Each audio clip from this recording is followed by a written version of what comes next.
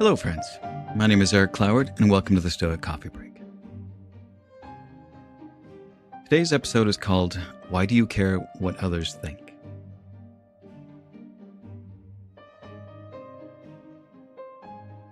Now, I know that I've discussed this topic on the show before, but I want to revisit it again because I think that it's one of the biggest impediments to personal growth. And I've also been struggling with this a lot lately. And in fact, it's one of the reasons that it took me so long to get the podcast started up again. I was so worried about what other people would think and that they may not like it. Thankfully, a bunch of you sent me emails letting me know how much you learned.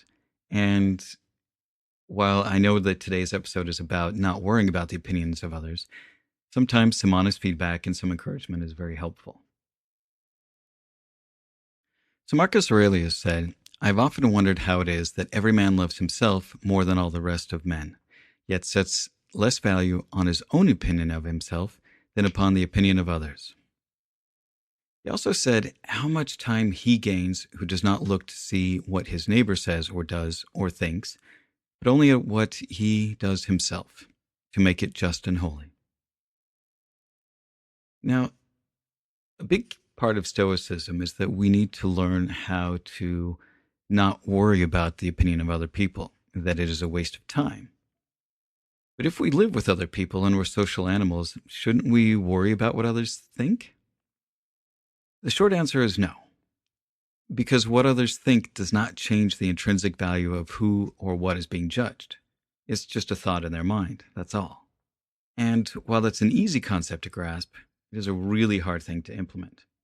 I mean, from the day that we're born, we seek the approval of others. Our parents and family at home, our teachers at school, our friends and our coworkers. I think most of us want to be liked. But does somebody else's opinion change our intrinsic value? Does somebody else's thoughts make us a better or worse person? No, it doesn't. What other people think doesn't have any bearing on whether you are a good person or a bad person, or whether or not you have value. So what happens if we stop worrying about what other people think? Well, according to Marcus Aurelius, we save ourselves a lot of time. We save ourselves a lot of stress. And we're able to focus on how well we're doing with our personal growth. And we stop worrying about what other people are doing with their lives. We stop focusing on the faults of others. We don't worry about who others think we should be. And we focus on becoming the person that we want to be. Because in the end, you are the one who chooses who you are. You are the only one who can decide who you want to be. And if someone disapproves of you or doesn't like you, it doesn't matter because it doesn't change who you are. Now, does this mean we should completely ignore the opinions of others? No. And I know that I just got done telling you that you shouldn't worry about the opinions of others and it shouldn't matter to you. But we should listen to others to see if there is any truth to what they're saying. And if there's any facts to what they're saying. So how do we do this? How do we listen to the opinion of others, but not let the sway of it impact us? If someone disparages us, how do we let it go? If somebody praises us, how do we not let it go to our heads? I think the best way to do this is by being curious. We listen for what is fact and what is opinion. And we leave the opinion for the other person, and we do our best to verify the facts and use them to our benefit. We try to find the data so that we can learn from it. So let's take an example. If you're singing a song at a performance and afterwards you overhear someone mention they didn't like your performance, should you be offended? Does it change your value? Does it change the performance? No. Now, let's say you go up to this person and you ask them why they didn't like your performance. They may say something like they prefer a different kind of voice for that song. Maybe they didn't like the style it was played in. Maybe it was their ex's favorite song and it brings up bad memories. Most of these things are just their opinion, and all of them are things you can't change. But if they were to tell you that you were flat on a few notes, or that you flubbed some of the lyrics in the second verse, these are factual things that you can verify, and these are things you can do something about. So you can practice those tricky passages, you can work on memorizing the lyrics. And in this case, you should be grateful for their feedback because others may not feel comfortable enough being that honest with you.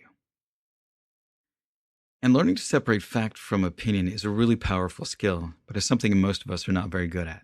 I know that I'm not good at this. But there are some ways you can practice this.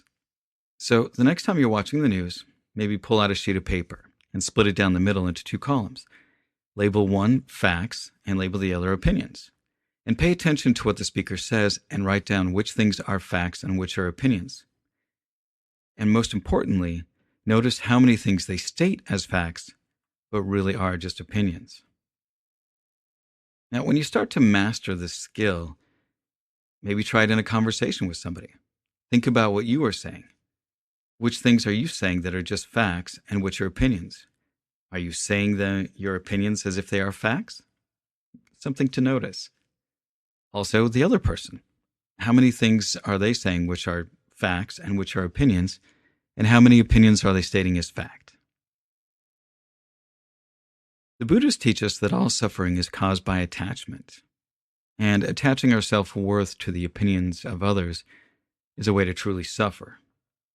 Because it gives the other person control over you, and you end up becoming a victim.